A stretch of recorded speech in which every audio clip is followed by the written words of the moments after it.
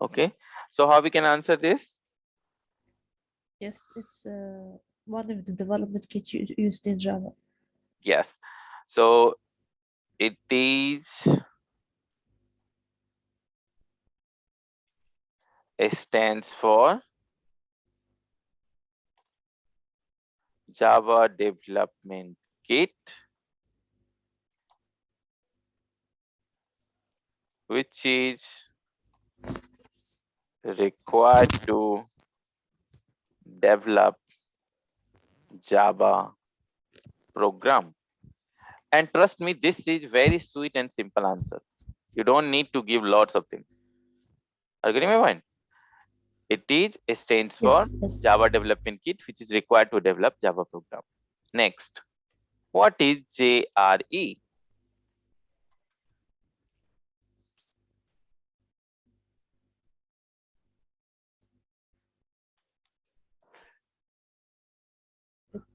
Now it's time to discuss about JRE. What is JRE? Most of the people again answer it is Java Runtime Environment. But that's not the answer. The answer is it is a component which is required for running a Java program. Computation. Okay. One more point. This question can also be asked like, what are the components of Java? So don't be confused.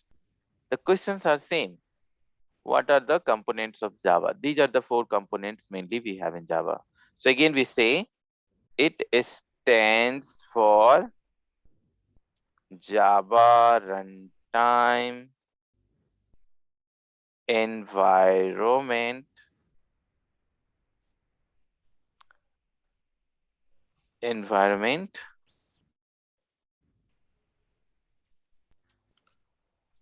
which is required for running a Java program. Make sense? Yes. So this is how you have to give a sweet and simple answer, right? So you can, Yes. if somebody is looking for some more, can you tell me more about the JRE? You can tell that. So, usually whenever we are developing a software, it is going to run as a jar or war file. So these jar file and var file is completely executable code. It is a byte code, and wherever we have byte code, only JRE is sufficient. So if any client is trying to run any Java software, they just need to have JRE. They don't need to have a JDK. JDK is mainly for developer or who is coding. It's not required for those who is running the Java program. So any Java software for running purpose, it required JRE, not JDK. Clear? So you should have Yes. a very clear understanding of each topic. Now I'm just giving you only one liner of things, but it's time for you to dig into that a lot. How much you can Yes. engage your interviewer. Sometimes your interviewer is just silent, you know, so it means they are expecting more. He's expecting more from you, or she's expecting more. So don't stop. You keep talking about this, Uh, and this can be possible only once you practice a lot. Yeah, yes. very good. Now JIT. Yes. So JIT stands for just in time. Okay, so just in time is one kind of compiler. Basically, whenever Java 6 launch, along with Java 6, Java people has introduced this component called JIT, just in time. By the name, it is clear, just in time. So if you talk about the Java code execution, how it is happening. So it is going to happen like you have a source code, then you have a bytecode, then you have a interpreter, then you have a JVM. right? So this is your Java code. This is your bytecode. This is going to convert your code into executable, and this is going to give you the output. So how the flow is? So if you look at this, whenever you are coming from Java code to bytecode, then bytecode is going to the particular operating system which is having a machine installed, and then it is coming to JVM. So how it is? This work is happening with the help of Java C command. Yes, this work is happening with the help of operating system, and this work is happening with the help of JVM.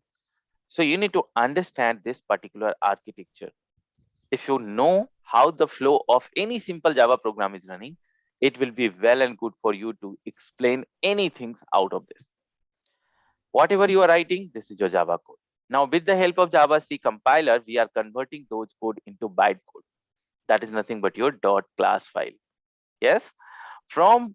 bytecode, you're gonna give this to your operating system. So operating system is the one which is knowing how to read this bytecode and convert into executable code or machine code. Now, since it is having executable code now, that JVM is going to be give the output to you, right? Yes. Now, we are talking about the JIT. JIT is sitting between these two components, bytecode and executable code. So you need to understand one thing.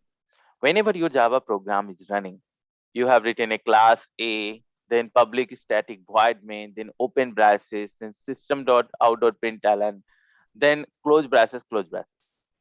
So bytecode, this process is happening line by line. The interpretation process is happening line by line.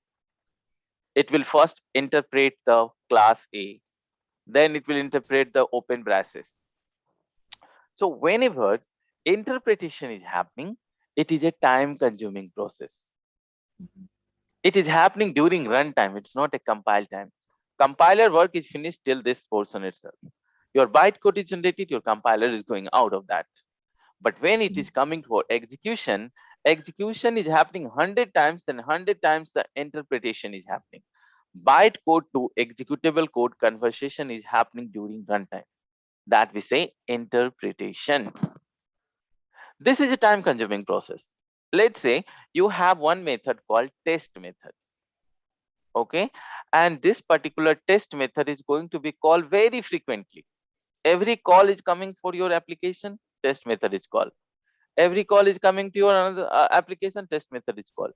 Whatever you will do, test method is going to call. Now test method is already compiled and it is already having the bytecode generated, and application also know this, the test method is going to call every time. So what is Mhm. happening here? If you are very sure test method will be called again for each call, then we need to think about how we can stop interpretation of this method. Okay, so what is happening? Try understanding. This is very interesting part. Under this area, there is something called runtime area. Under this area, there is some sort of cache. You know cache memory? Yes. So during runtime, there is some sort of cache memory is going to be allocated. And your JIT component, which is here, which is always listening the bytecode. JIT is checking, okay, test method is called one time. What he will do, he will maintain one counter, one. Again, test method is called, counter two. Again, test method called, counter three. Like this way, your JIT will be maintaining one counter, and if that counter is going to reach to 10,000, it means 10,000 time your test method is called. What is happening? JIT will be directly taking the byte code or interpreted code, actually the executable code, and he's going to put into this cache memory. Try understanding what is the use of JIT. It will keep on listening your method call. If any method call cross the 10,000, then what it will do, it will be going to put that implemented code, executable code itself into their cache memory. Now it will not go to bytecode and convert into executable code, rather than it will store that executable code itself into the cache memory. So whenever JVM is looking for that, it will directly going from here. It will not go from bytecode to executable code. So high level, what we can say, JIT is added for performance improvement. If you have a performance improvement, then you have to think about JIT, and this is by default. You don't need to do. What you can do, you can ask this JIT, hey, instead of 10,000, you start caching from the first call itself. That JIT can do. You can pass a VM arguments, virtual machine argument. There is something called JVM argument, right? So how Yes. you want your JVM to behave, you can pass the arguments to them. Like what is the max size of memory, what is the min size of memory, that all be used to pass. So if you go to your documentation of, I can say that any Java documentation, JVM arguments in Java doc. Okay, just open this. You will see there is a plenty of arguments which you can pass to your JVM.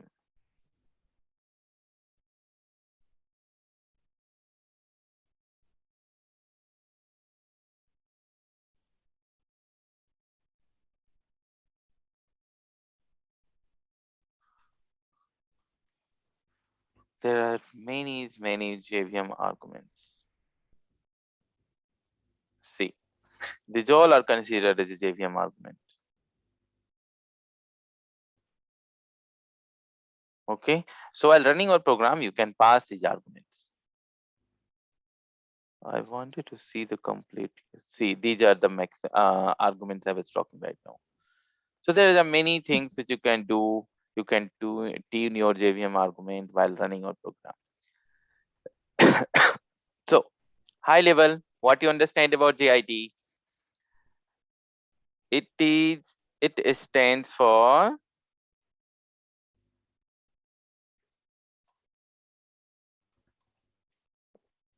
just in time.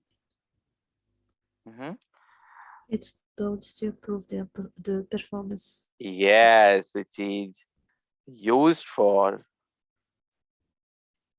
improving the performance by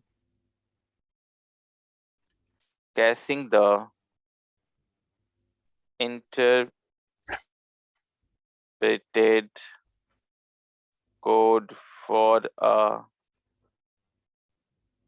particular method, interpreted code for particular method, if it is called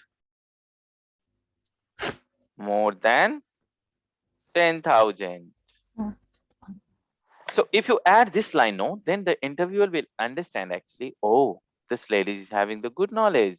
She know that. She don't only know the theoretical answer. She have explored it. Mhm. So it Mhm. will be make a very good impression in front of your client. Make sense? Yes. Superb. Now, finally, the last component, not last but not least, Mhm. JVM. Now, what is JVM?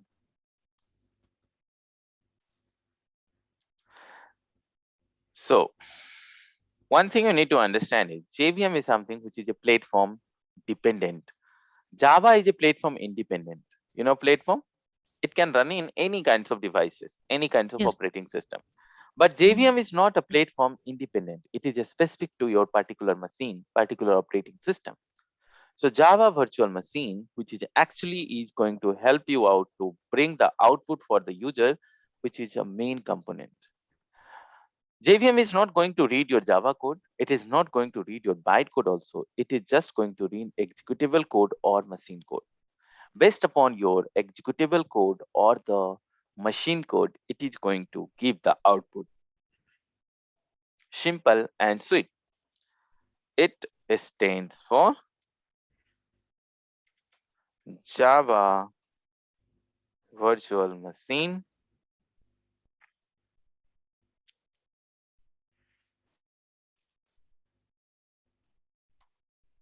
which execute our programs and gives output. That's all. If you want to Yes. add, you can also add something like it is platform dependent. Depend. Some interviewer might ask you that. How can you say that it is a platform dependent? You can tell them because this is coming from a operating system side. This component is not going to directly read our bytecode. Rather than there is a component interpreter sitting into our operating system. They are going to and that component is completely operating system specific. Each operating system is having their own interpretation way. That's the reason in this diagram from this side till this, it is platform independent. And this side dependent. So these two components are going to be a operating system dependent. Got the point? Yes. So, Sana, if you feel that if it is not useful for you, then we can stop and jump into the Angular course also. That's not a problem. Oh, no, no, it is useful for me. Just I was afraid if we will have an interview test because I'm not ready No, to no, no, no, answer. no. This is the preparation. There's two things: interview preparation first, and then interview test. Are you getting my point? Okay. Yes, yes. But this is very useful for me. I was uh, scared that if you ask me, I wouldn't be able to answer. I do understand.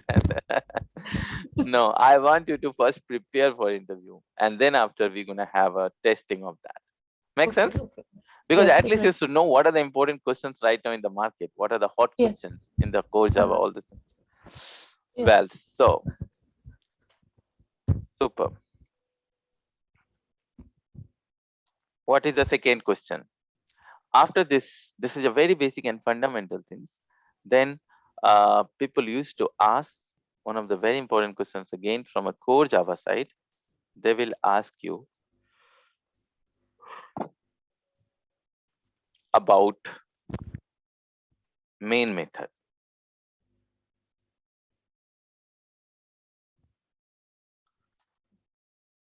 Like I can tell you that, let's bring this question later because this is another question they're going to ask. But before that, I want to talk about the little bit what is static and non-static in Java. So they're going to ask you this. What are static and non-static in Java?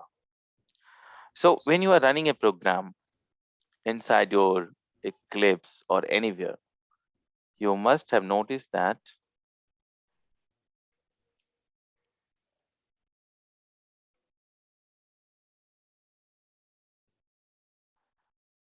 so usually inside your class, you are going to have int I equal to something and a static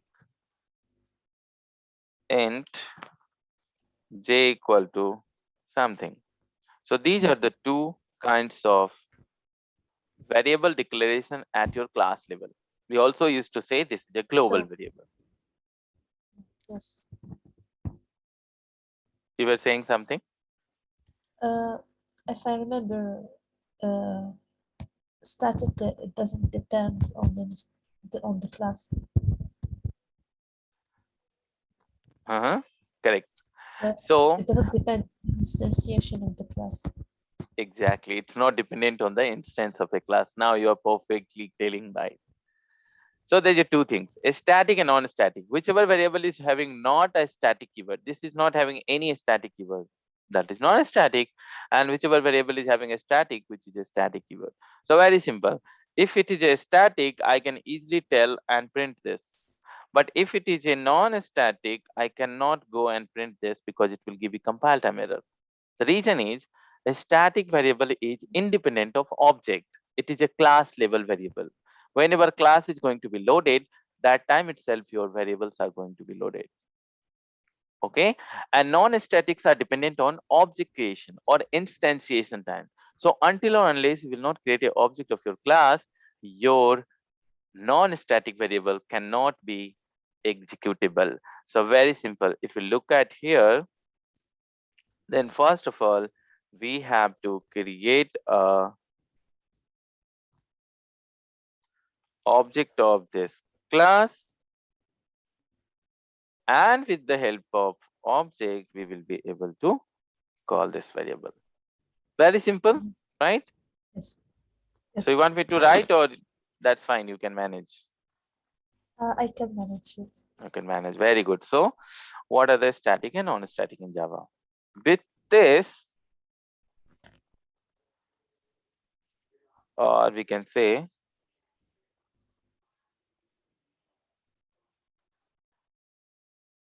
how many data types are in Java? How many data types are in Java? There are totally 8 data types, right? What are Mhm. those? Let's start with uh, uh, uh, uh, uh, uh, mm.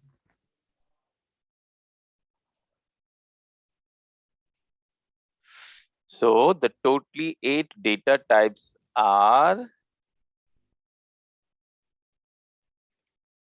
let me copy this from byte, sort, let me note it down here. So it is a byte, sort, int, long, float, double, character, and boolean. Mhm.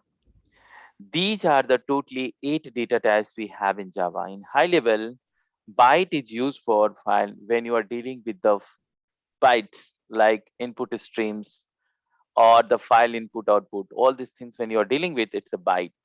Sort is used for again when you have a very smaller in value, less than the integer. Integer you must be knowing. Long, Yes. bigger than integer. Float is a decimal. Double is a bigger decimal. Character is a single character, and boolean is true or false. So these are the data types which we have inside our Java. Mhm. Remember, these all are having the default values also. If you not give anything to this byte, it's zero, sort also zero, long also zero, and float is having 0 0.0, double is also 0 0.0, character is empty, and boolean is one of the false. So these are the default value for your data types. Mhm. What is the next one?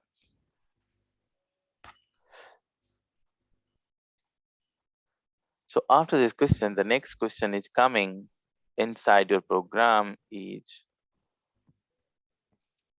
why main method is a stat is public static void main with args. So this is the question actually. They might be ask you why the main method is public static, void main and arguments. Maybe Public. public should Mhm. be used by uh, I don't know. No, you speak, no problem. If it is wrong, that's fine. We can correct Uh, it out. Whatever you please speak. Then only we will be getting the perfect thing. Yeah, don't be uh, hesitate. s- so public, so it can be used. From anywhere? Yes, that's why static cannot depend on the class void because it doesn't return any value. Mm-hmm. Args, I don't have an idea why. Mm. So this is Maybe very important. args for execution by command. Maybe. Okay, I will tell you why. So let's get Mm. started with the main method first. You know that main method is one of the entry point inside your program, right? Your JVM Yes. is always starting from the main method, and JVM is sitting outside your program. So whenever you have this Yes. particular class, right? So JVM is going to execute this class or main method, and JVM is not a part of this class. It is sitting somewhere out, right? So whichever method JVM is going to Yes. call, make sure that that method supposed to be public. If your methods are not public, Mhm. then the JVM should be a part of this package itself. If it is not a part of package, then he will be not able to call your main method. If you make it is a private, even though you are in the same package, you cannot call this method, right? Private methods are always a part of the same class. So first answer, JVM wants to call this main method outside this class. That's the reason main method is public. Understood? Yes. Yes. Yes. Now, Yes. static. Why it is static? Because our entry points are starting from a main method. And main method supposed to be a static. The reason is JVM should not be forced to create a object. Imagine inside your class you have a more than 100 property, which is a non-static. JVM wants to just call your main method, but unnecessarily he have to create a object if it is not a static. If it is not a static, then what JVM have to do? To call this main method, first of all, he need to create a test class object, and then only he have to call this main method. But unnecessarily, that 100 variables will be stored in the memory. JVM is not going to use any of this. Whatever non-statics are there, it's not Mhm. their cup of tea. They only wants to call main method, but since it is non-static, so he have to force to create a object. So that is the reason we don't want to do that.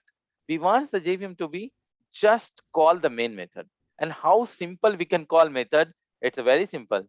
Make it as a static so that JVM can directly call this main method by their class name itself. So now wherever you have a doubt, you want more clarity, speak. Okay, I will give you more clarity on that, because this is the time I want Okay. you to be perfect in Yes. the Yes. Java side. Okay, now Okay. why it is Okay. void? Because JVM main method is your last method and the first method. If it's a start from here, it means it is starting. And if your JVM executed this line of code, it means your method is completed. Your whole JVM instance is going to be automatically shut down. So first and last, both everything is happening. Doesn't matter how bigger this application is, but everything is happening in the Java within this two open braces and close braces. Surprise, no? Even in the Spring Boot application, we have a main method. The moment your main method is going to come out, it means what? It means that your execution is completed. So remember always, main method is the entry and exit point for you. Now, so if it is a last method, then why it's to return? Everything is going to come back here itself. There is no need to return anything from the main method.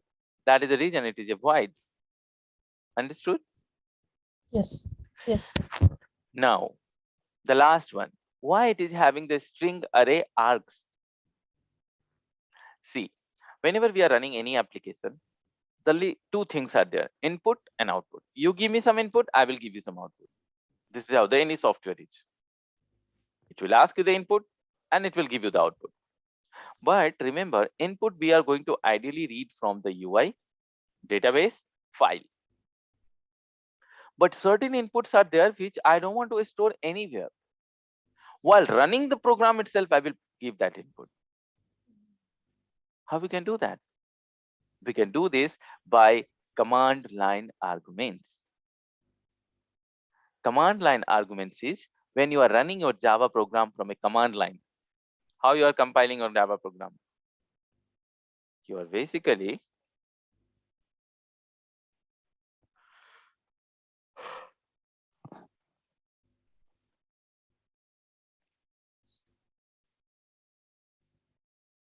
this is your Java program.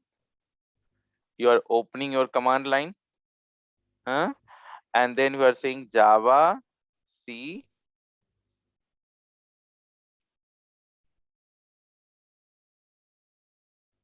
test.java. This is how you're compiling. Your compilation is done. Then you're writing Java and the class name, which is a test. And you're gonna get an output here, right? Yes. But what we want now, while running this program, I want to pass some parameters and that I want to print. And that's where this command line arguments are coming in picture. So this is an array. What I'm going to do, I'm going to write args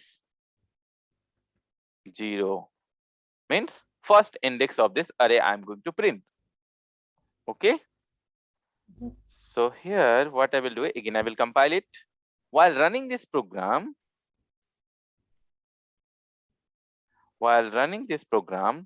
I will pass some value like this. And now you will see your ABC is printing. It means what? Whatever you pass during the running of your program, that parameters has reached into this args, and then after it has been used further. So think about the password. My password is very sensitive. I don't want to put into the database. I don't want to put into the what I can say in the file. I don't want to store into the class variable. I want to give this password while running this program itself. Very simple. You can do that. Sometimes you have a command line arguments for a multiple purpose. You don't know what is coming. Let's say while running this program, you want to say that I'm running this program in a QA environment. So you have all QA properties. You remember the profiling of a Spring Boot, dev environment, Mhm. QA environment, production environment. We're going to maintain a properties file for each environment one by one, right? So you don't Yes. know where exactly it is running. While running this program itself, you want to give that argument. This is QA, this is production, this is testing, this is development. How can you pass that? Because you did even don't know where it's going to run. Only you're going to know that when you are running this. So again, command line argument will help you. But think about, you have code like this, but you are not passing any command line argument. You know what will be now? Mhm. It will be giving you exception. And what is exception? Is array index out of bound exception. So this is a bad coding. Directly you're gonna hard code like this, Oh. because your program is asking give me the first value and runner has not passed any value. So it will go to this array and it will ask me give me the first index value. This is not having any index value. So what will be? Array index out of bound exception. Run this program. See, came or not? So, so we should check if it exists first. Exactly. That's the reason. For this purpose, we are going to use a for loop. That is the best way. Mhm. A string s colon args, and then after go here and just print the s. No need to check even. If it is there, then it will print. If it is not there, it will not print. Now your code Mhm. is smart. You pass or not, it will work. If you pass, Yes. it will work. If you want to pass more, you can do, because it's an array. After giving a space, you can pass whatever you want, and see all the values are captured here. So Sana, getting or not? How Yes. interesting Yes. it is. This is very interesting and very important. Core Java. So now I hope you are very clear about why public static void main and arguments are there. You can Yes. answer? It is good. Yes. Okay, so now next time when I'm coming to you and when you will say, sir, I'm ready for the interview testing, and that Mhm. time the actual testing will be happening. So before that, you must have the very clear understanding of everything, every questions which I'm going to Yes. write here. Okay, I'm not Yes. going to be very strict, because if you miss something, I will add there also. But at least you should not be blank. If it is blank also, that's fine. I will give you some sort of hint, and I'm pretty sure you will catch that. Mhm. So with Yes. this, another question you can also answer: what is command line arguments in Java? You can answer, right? This is the command line Uh, arguments we talked about just now. yes. Whatever Mhm. we did by passing the value from here, this is called command line arguments. So how you can answer? While What running is the the Java program, while running we the can? Java program, we can pass the inputs to our main methods, Mhm. which is going to be stored in the main method Our, args. That's called command line argument. mhm. From command line, when we are passing the inputs to our program, that's called command line arguments. Make sense? Yes, it makes sense. Yes. Very good. You are learning good. Okay,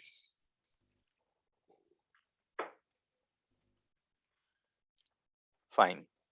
The another question which a very a smart interviewer is to ask: what is system, what is out, and what is println? Especially what is out in this. Most of the people don't know, trust me. So we need to be knowing this. What is system out and println in system.out.println method? I know system is library. Uh-huh. Okay. What is out? Um,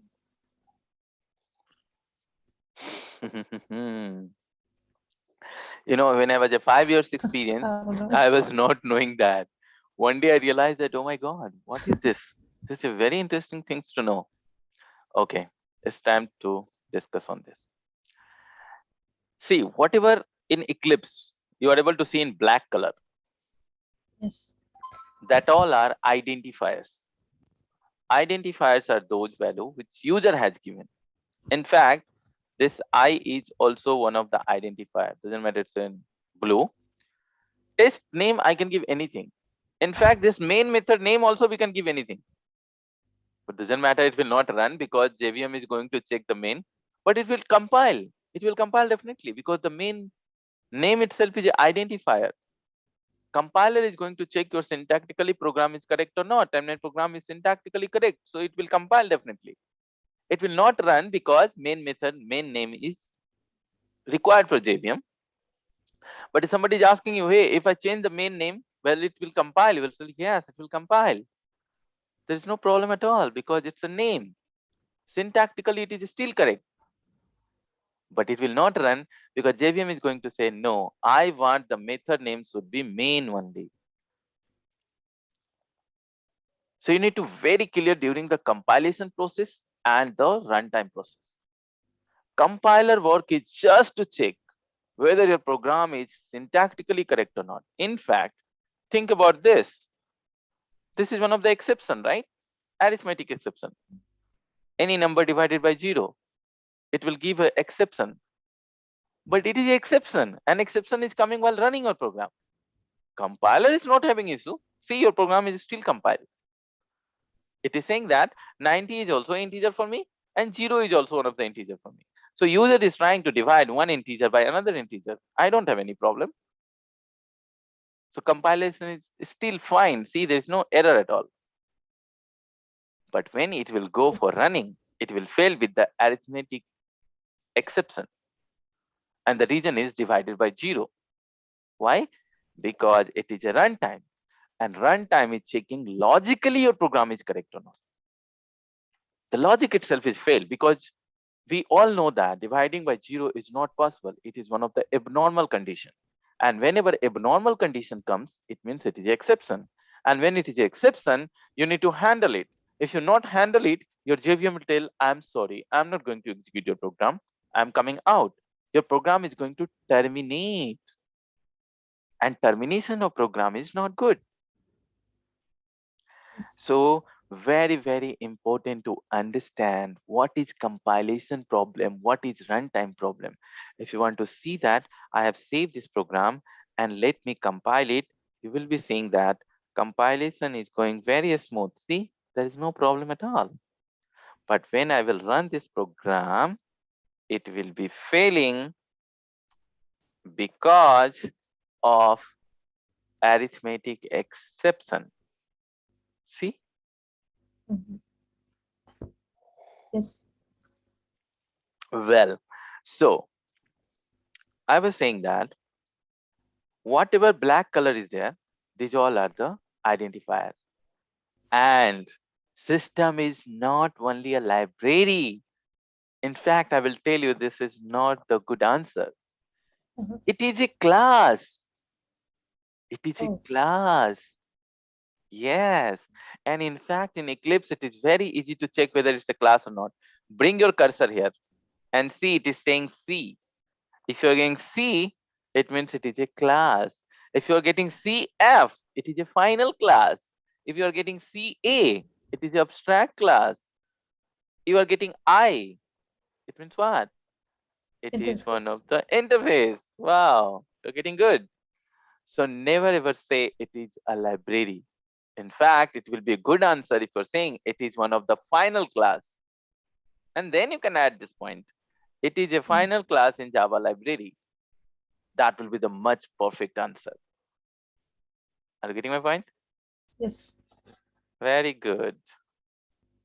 Now, so system is one of the final class. We'll talk about what is final class later when I will be discussing about the final keyword. But right now you answer, if anybody is asking what is system, you say system is one of the final class in Java library, which is available in which package? Java.lang package. You want to see, press the control keyword and click on this. See, it is one of the final class. You want to see which package? Look at the package name, java.lang package, right? So it is available in java.lang package. Now question is, what is this out? Okay, before that, I will ask you, what is this J? It's a It is just name variable. it is a variable name. But if somebody is asking you to be more specific, because I is also a variable, right? And J is also a Oh. variable, then what you will tell? Uh, is It a is near static variable. very good. Yes, you have to say it is a static variable of class test. Somebody is asking what is J, you could tell them it is one of the static variable of class test. And how can you know that? Because for calling any static variable, you used to put class name, right? Uh-huh. Whether you are putting or not, JVM is compiler is going to put this class name. So if you see any variable called by class name, you can easily say that this is the one of the static variable of that particular class. Yes. Now, what is this out? Answer me now, based upon that. It's a variable of the class system. Static variable of class system. Very good. Don't miss the static. Why it is static? Because we are calling with the class name. Static. You want to see that? Let's come to this out variable. Look at this. It is a static or not? And it is a part of system class or not? Yes. Very simple. Yes. So if you understand the piece of code, oh, if you understand the piece of code properly, it's very simple to learn Java. And these are the very fundamental. Okay. Now, question is coming, what is println? So println is a method. Anybody can say that. Println Yes. is a method. Now this method belongs to which class? Let's come to the system class and see the static variable is of which type? Print string. Yes, so print stream type. It means the println method is actually a print stream class. Just go to println. We are in the which class? Print stream class, right? It is not a system class method. You are calling the method println via which object? The object name is a stat out, right? And out is of which type? Print stream. It means the method of print stream is holding the println. Mhm. So how to answer this? System is one of the final class in Java library sitting in java.lang package. Out is one of the static variable of system class of type print stream. It will be much good answer. You want me to write? System is a final class in Java library. Out is a static variable of type print stream, and println is a method of print stream class. That's all. Got it or not? Yes. So very, very important. See, in a hello world programming itself, there is a lots to learn. Fine. What is the next question in core Java? So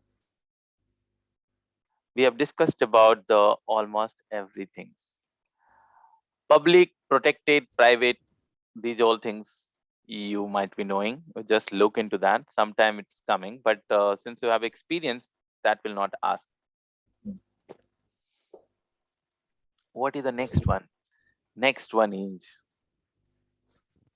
what is final in Java?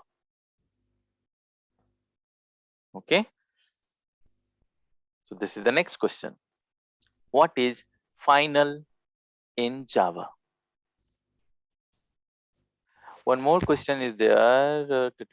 Final, finally, and finalize. It's a very hot question. I will talk about it. Final, finally, and finalize. But let's talk about final first, then we'll talk about finally, then we'll talk about finalize. Then you can easily answer this one time. What is final, finally, and finalize? But well, final. Final is a keyword. Very simple. Final is a keyword in Java.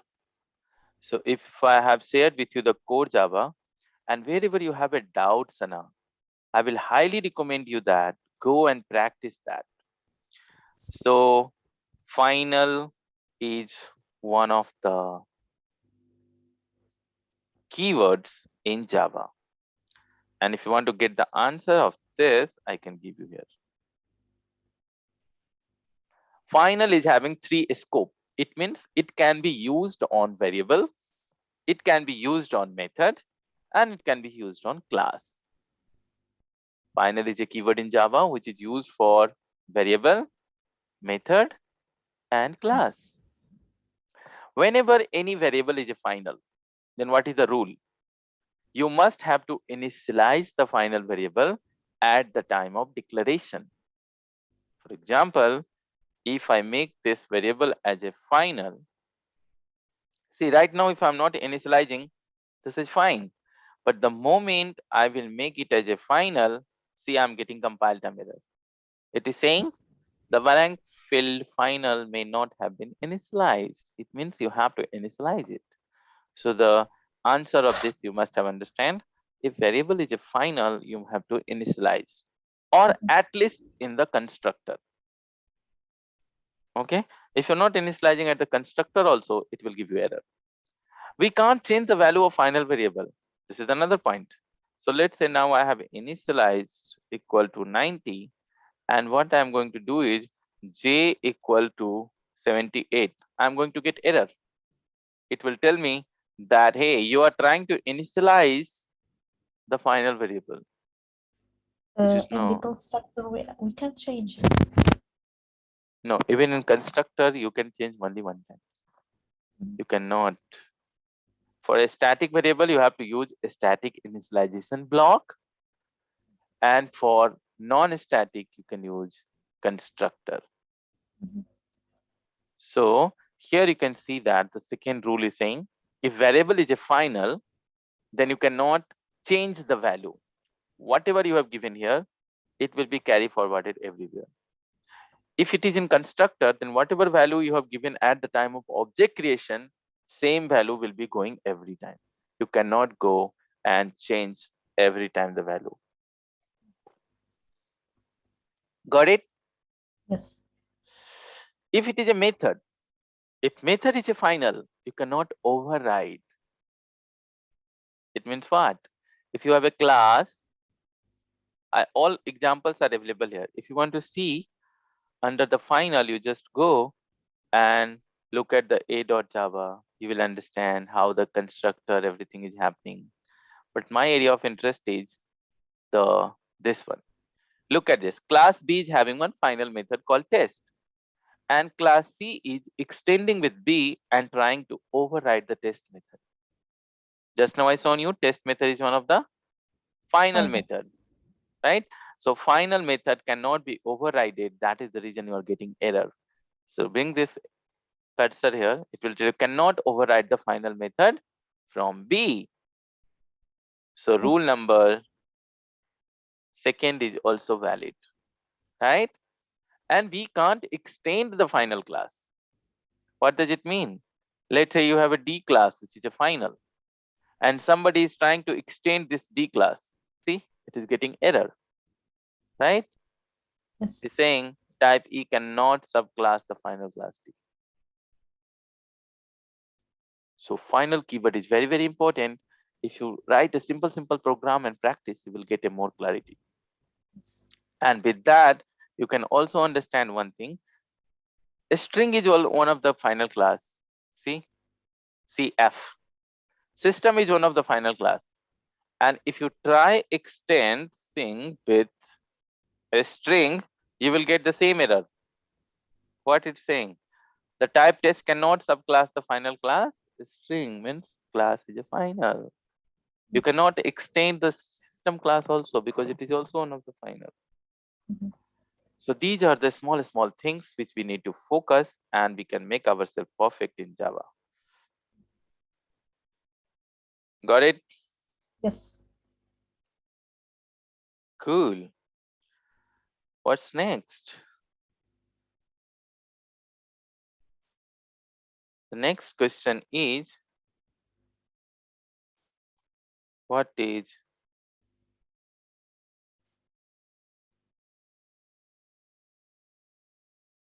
is a static initialization block in Java? In short, it is also known as SIB, a static initialization block. So for the static values, we don't use the constructor to initialize it, so we use a block where we can Yes, give value. yes. For initializing the static variable, we are going to use the block which is going to initialize our static variable. But it will be good you can answer in this way. A static initialization block is used for initializing the static variable before main method, because a static initialization block is going to execute before main method. You know that? Yes. Static, right? Let's run this. See, test is working or not. Before main method, this is executed, right? So you have to mention this point also. A static initialization block is used for initializing the static variable before main method. Or you can break this line in two ways. It is used for executing any piece of code before main method. This is also highly sufficient. Got it? Very good. What is next? What is constructor? I'm just writing just sake of having the questions in this, but it is very simple. You know that it is used for initializing the non-static. Yeah, go ahead, Sana. I was going to say constructor is used to initialize a class. You gonna say that Yeah. constructor is used for? uh, to initialize the class arguments or variables. Yeah, but if you miss the non-static, then it is not a perfect answer. Oh, okay. You have to say non-static variable, Okay. right? That make more sense. So you can be more specific. Constructor Uh-huh. is a block in a class. Their name is similar like a class name, Mhm. which is going to be executed during the object creation, and it is used for initializing the non-static variable. Mhm. These are the things. So again, if you go to my core Java wala package, so under this you will find one of the constructor folder, and under constructor there is a node.txt. If you open this, then you will understand much more. Constructor is a method which is used for initializing the non-static member variable. What are the rules? Constructor name should be the same name whatever class name is. It is not having any return type. We cannot call constructor. Why? Because constructor is automatically executing. Yes. Constructor is automatically executing while creating an object. Without constructor, we can't create any object. And the first statement of every constructor is super. So these are the rule. You can also read about default constructor. Everything has been given here, Sana. So based Mhm. upon this question, if you stuck somewhere, you want more clarity, or if you forgot, then don't hesitate to ask me, and don't Mhm. hesitate to go to this core Java section, which is already uploaded over the Git. I have already said you the Git, right? So on my Git, Yes. you can go there and you will see the core Java. All the Yes. codes which I shown you there, it is also sitting here.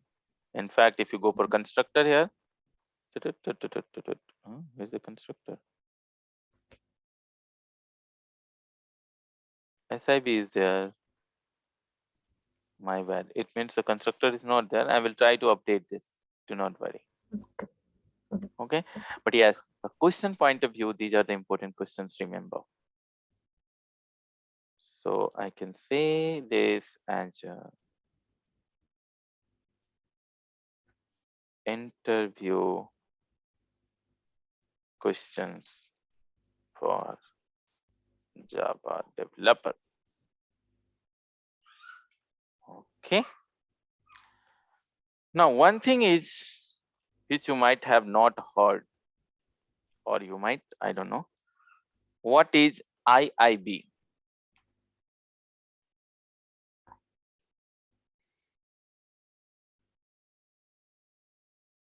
Instance initialization block. Have you heard about it? No. Hmm. What is an interface initialization block? So you know about constructor, you know about the static, everything you know. Uh, SIB also know. But you yes. might not knowing about the IIB, which is one of the, remove it.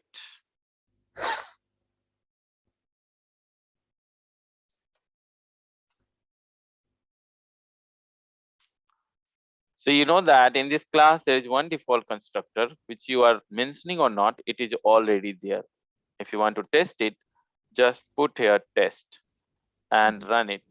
You will see test is called automatically. We have not called this constructor because we have created the object. That is the reason it is automatically executing.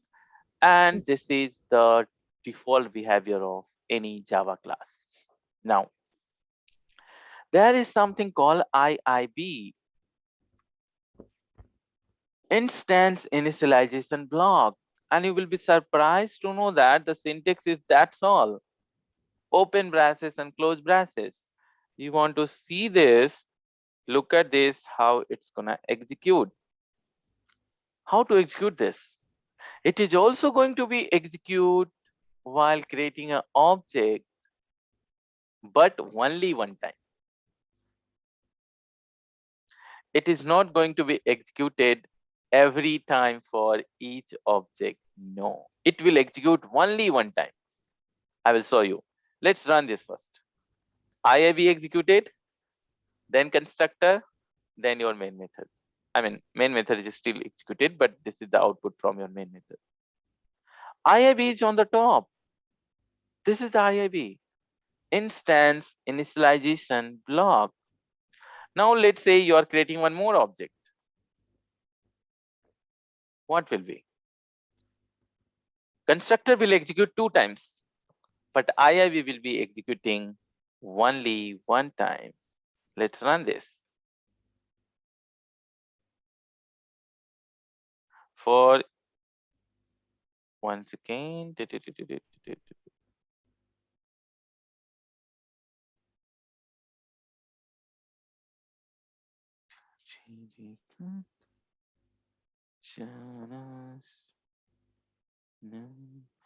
okay, so first time this constructor executed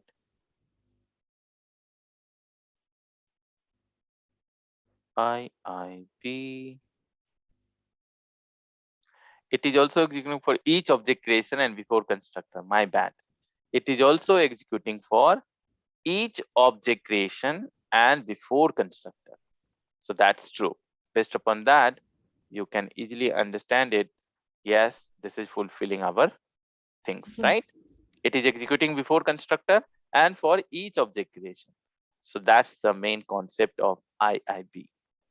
So very less interviewer will ask you this question, but be prepared of that. Yes. It's like a pre-construction Spring. Uh, Pre-constructor, you can say that's right. But you can ask me the question where to use this. Yes. Let's say you have certain variable like this, and you have many constructor. One is this constructor, another one is the argumented constructor, something like this or J. Okay. Now, what you want to initialize I everywhere in each constructor. And what is the value of I? It is fixed. It will be 90 only, right? Or rather than I can say, let's take a string variable, a string bank name. Bank name is one of the non-static variable. And every time what you have to do is bank name equal to city, and same work you have to do in every place.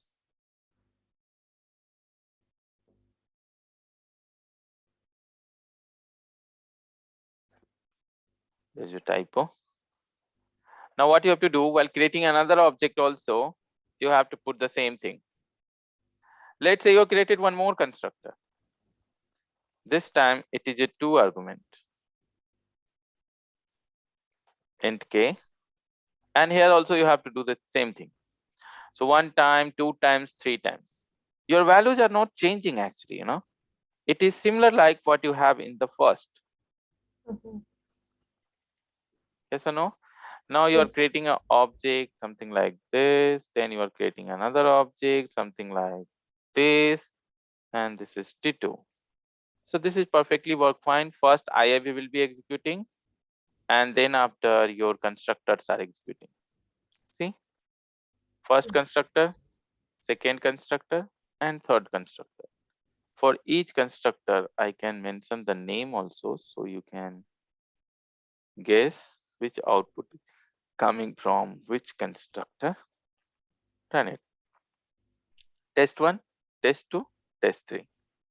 Now, if you look at this, you are doing the similar jobs in each constructor. What is the easiest way to do?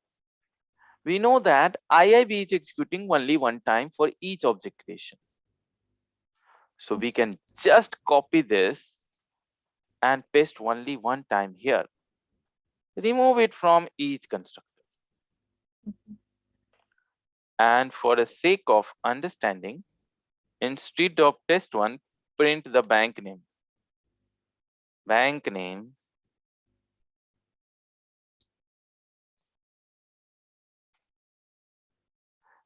bank name, again, same bank name here also, and here also.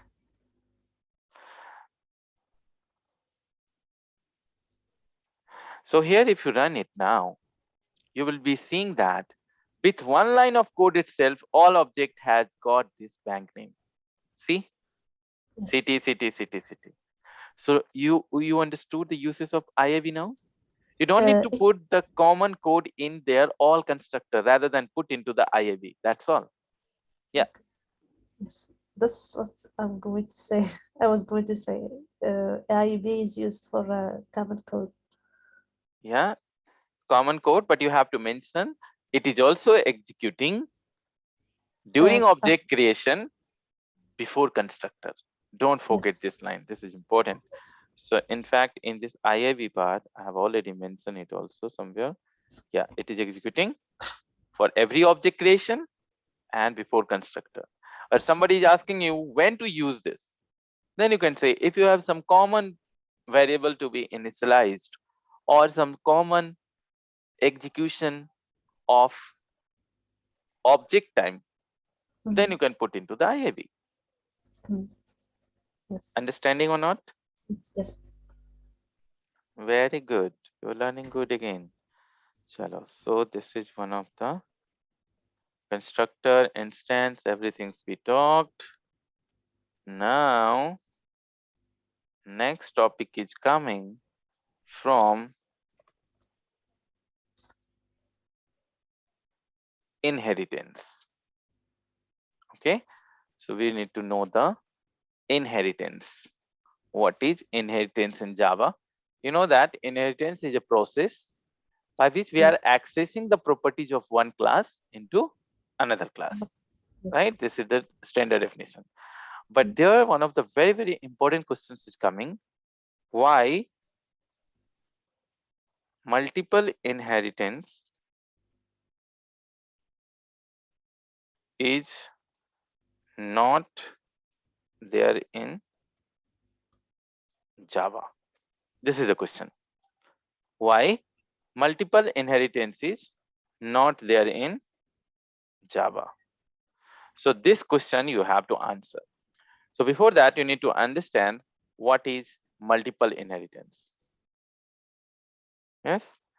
So Yes. multiple inheritance is nothing but you have a one super class and one child class. Mhm. Whenever your child class is accessing the super class, this is called single level inheritance. One super class, one child class, right? This is called Yes. single level inheritance. Now you have one more class here, and this class is extending with the above class. This class is extending the other class. So this is A class, this is B class, this is C class. So more than one superclass and more than one child class. This is called multi-level inheritance. Mhm. Yes, this Yes. C class can access the B class properties also and A class properties also. This is called multi-level inheritance. Single level you clear, multi-level you clear, right? Yes. Now, the another class is hierarchical class. So when we talk about hierarchical, one superclass, more than one child class.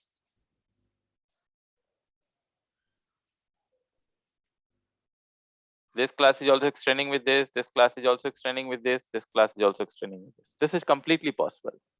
A class is there, A class is extended by B, A Mhm. class is extended by C, A class is extended by D also. This is possible. Again, if you want to see the complete demonstration of this, you can go to there. You can see the all options available about this. And from a programming point of view, you can see that. This is not that. Inheritance is here. This is inheritance. And here you can easily see there's a class, there's a B class, and there is a C class. Yeah, so everything is there. You can demonstrate how you want. So till multi hierarchical you understood.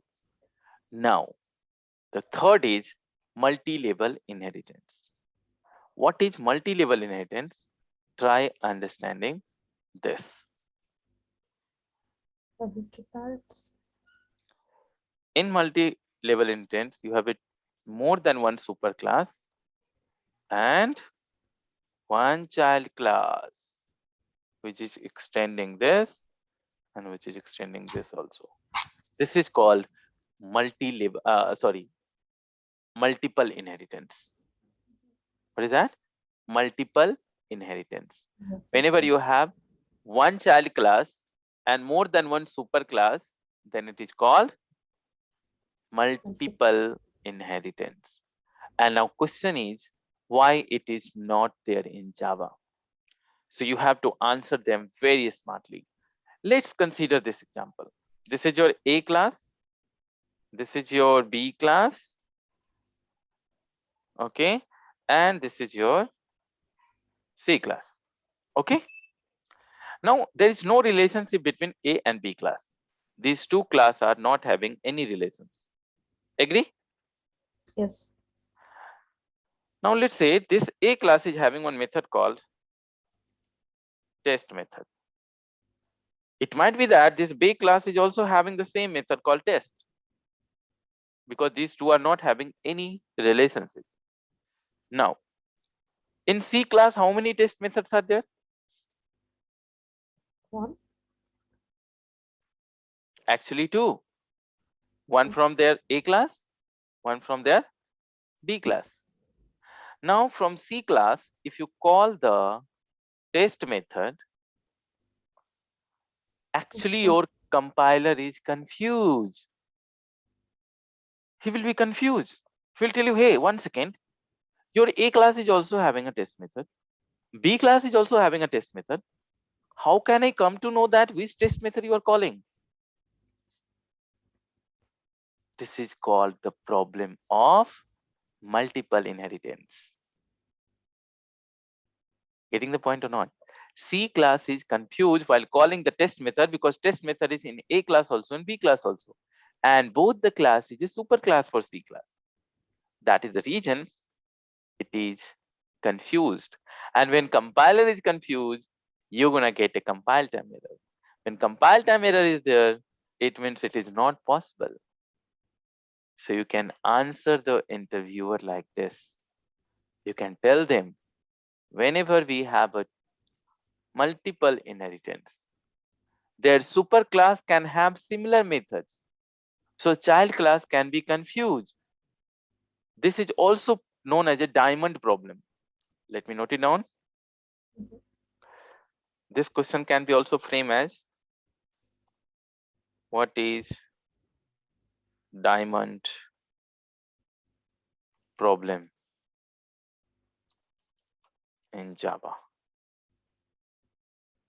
So I can go ahead one more level and I can show you how diamond it is. Because in C++, there is a 5 kinds of interface.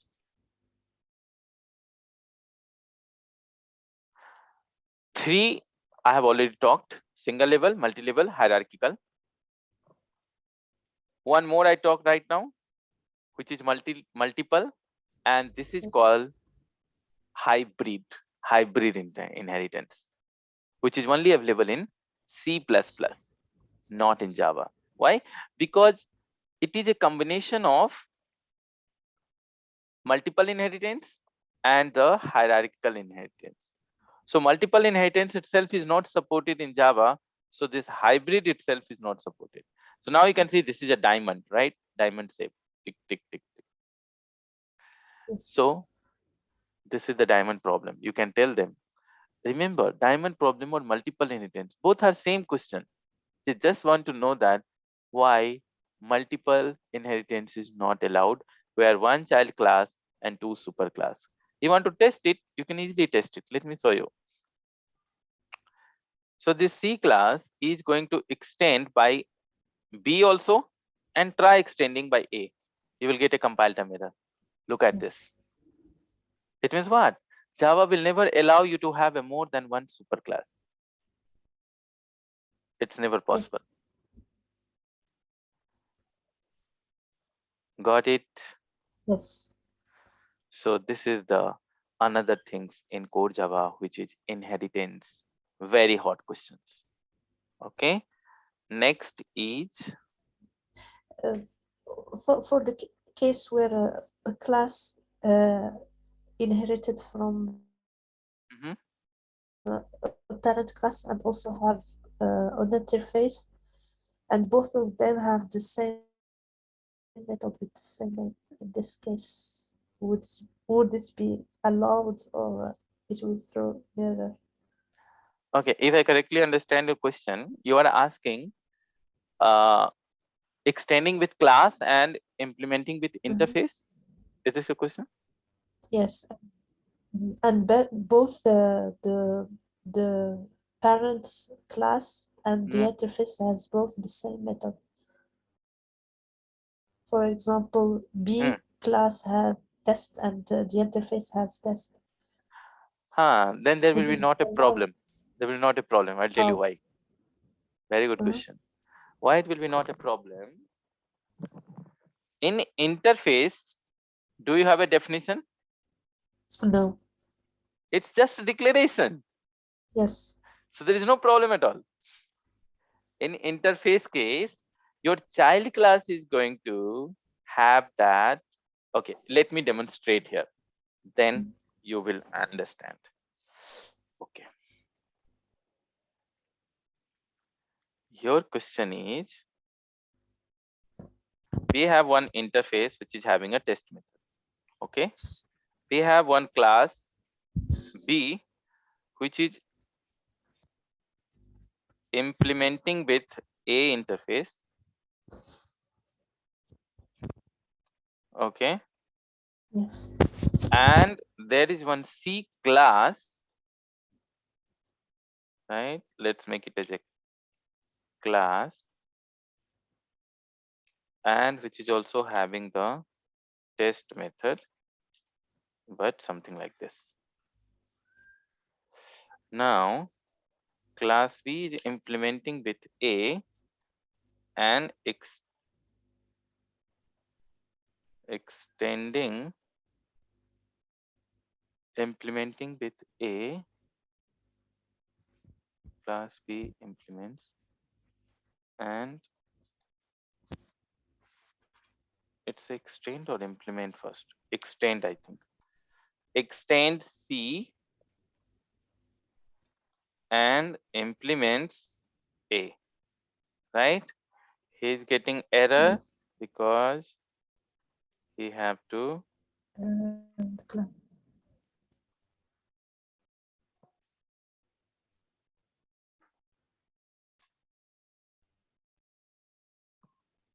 right Mhm. change method visitor to public. Okay, let me change to public. We are on the same page, right? Whatever Yes, you ask. One yes, interface is having the same method and another class is having the same method. Why can't we put that test from C? B class is also having a test. So I gonna type here test from B.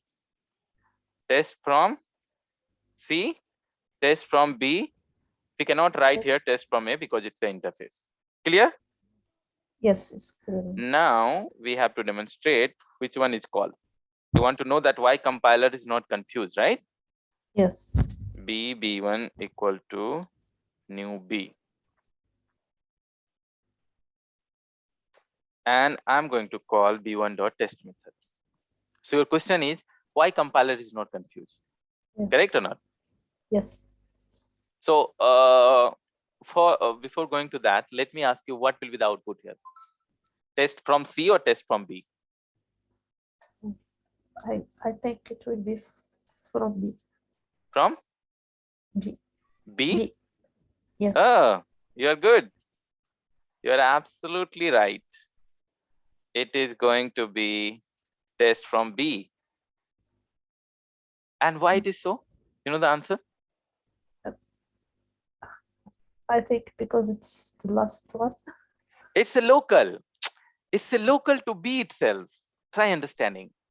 Local is always having a more priority than global. So here in this class, if I have one variable int I equal to 90, okay, and here I have int I equal to 89. If I print I, which I will be printed? This I or this I? The last one. Last one, 18. right?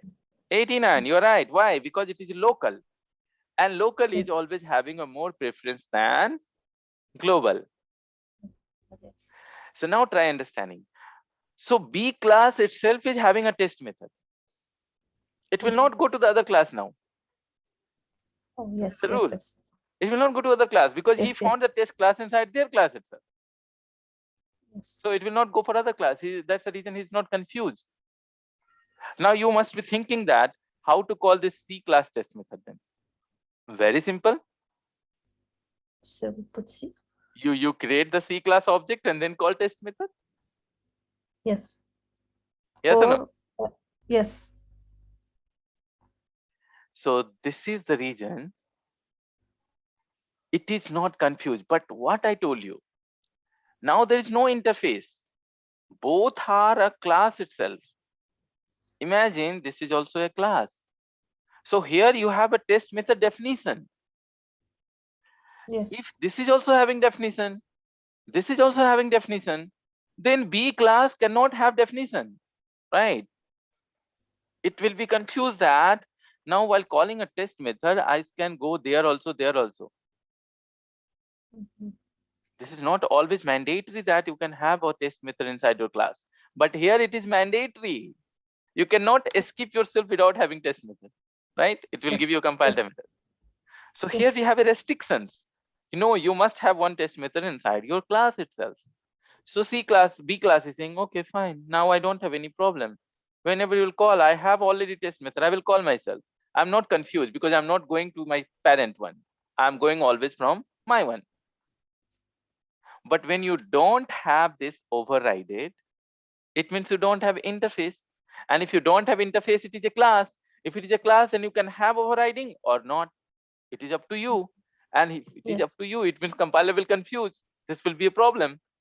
That is the reason Java people thought, let's not have a multiple inheritance.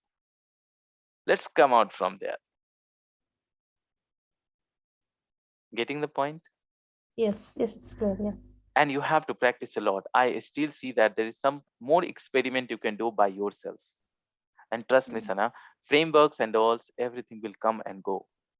But this is the fundamental. It will Yes. never go. So be strong in core Java. Mhm. There's a plenty of chalk core Java companies who can never bother about the frameworks concepts. They Mhm. are looking for a very good resource who can have a good understanding of Java basic and Java fundamental. Okay, Yes. Yes. so I'm going to bind the class here itself today. Okay, Uh-huh. we can work upon Okay. this going forward. Next will be the abstract class, then interface, then a string, then exception, then multi-threading, then file, then collection, then generics. So these are the major topic we will be covering under core Java, all the possible questions. And then after, if you want, I can continue with the Spring also in the same way. Or if you want the Angular, I can go with Angular also. Uh-huh. Okay. Okay. Sounds perfect. Yes. Thank you. So I'm gonna share you this with you. Hold on a second.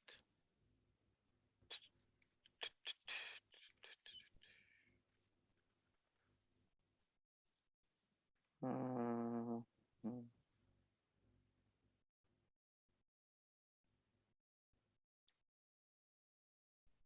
Is this correct? Yes. Yeah. So you have this access. Go ahead and start learning things and feel like I'm learning now from zero to hero. Okay. Yes. Yes. Thank you so much. No worries. Okay, Shana. Then see you tomorrow then. You Okay. tomorrow. Thank you. Have a good Bye. day.